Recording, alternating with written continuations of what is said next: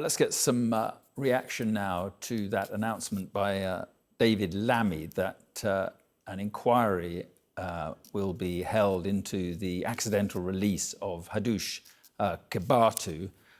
We're joined now by Vanessa Frake-Harris, former prison governor, as well as the former head of security and operations at Wormwood Scrubs. Thank you very much for being with us. Well, what did you make of what Mr. Lammy had to say? I mean, it all really deteriorated into a political sort of slanging match, really. Well, into another farce. We had the farce of the release in error, and now we've got the farce of the politics following that. To me, Mark, it's all down to a blame game, isn't it? The Tories are blaming Labour, Labour's blaming the Tories. My only hope is that this error will actually cause the current government to do something about our broken prison service. This is a systematic symptom of where we are with our prison service, which I've been saying for the last 5 years.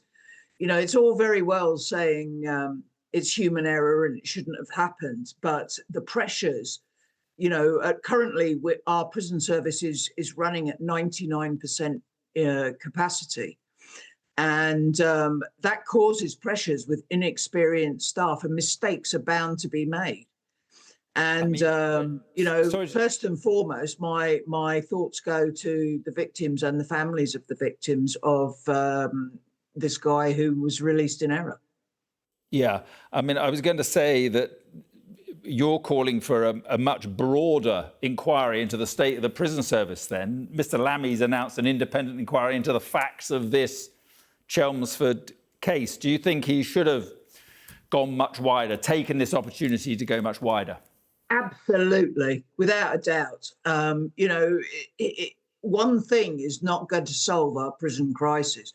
Getting, you know, released in errors, the numbers down, is not going to solve the prison crisis. The overcrowding, the lack of training, the fact that 50% of the staff have under 5 years, you know, the vetting procedures, the lack of infrastructure, the lack of upkeep of our old Victorian prisons, such as Chelmsford.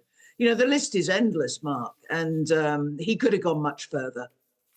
So if it is a much bigger issue, which it clearly is, what do you think are the sorts of things that they should be looking at? Because, I mean, you're talking about, you know, 50% of staff with less than 5 years experience. This is going to be about, you know, attracting the right sort of people for the job. If you've got 14,000 prison places being built, you're going to have to find more prison officers from somewhere. Yeah, absolutely. And you look, at the moment, we're recruiting from Nigeria. That is how bad our recruitment is because we can't get anybody in this country who wants to do the job. And in all fairness, why should they? They walk into a jail with a very high prospect of being assaulted on a daily basis. You know, we only have to look at the assaults at Franklin, the murders at various prisons lately. You know, violence is on the up in our prisons. Why would anybody want to work for our prison service? So this has shone a light, this incident has shone a light on a prison service that appears to be at breaking point. What do you think is the way forward beyond some new checklist? And I mean, in terms of how you move the prison service on from being at breaking point? Look, I'm a firm believer we need to go back to serious basics. We need to look at vetting, who we recruit, the fact that vetting is done online. You know, you don't even have a face-to-face interview. The various inappropriate relationships between prison staff and prisoners, you know, many of those shouldn't even be walking in the gate. Governors given autonomy as to who comes in their gate.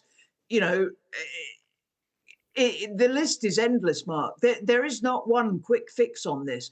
David Lammy may think that a 3-page document of a duty governor doing checks the night before a prisoner is discharged is going to solve the problems of the prison service. I guarantee you now it is not.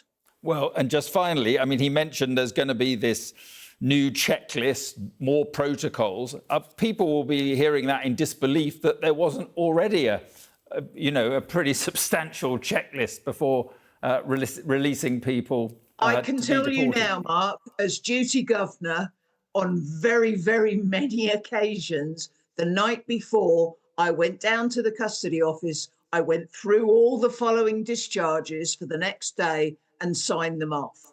So, what is he expecting further than that? Okay, well, look, there's clearly a lot more to talk about, but we've got to leave it there, Vanessa. I appreciate you coming on. Thank you very much. Thank you, Mark.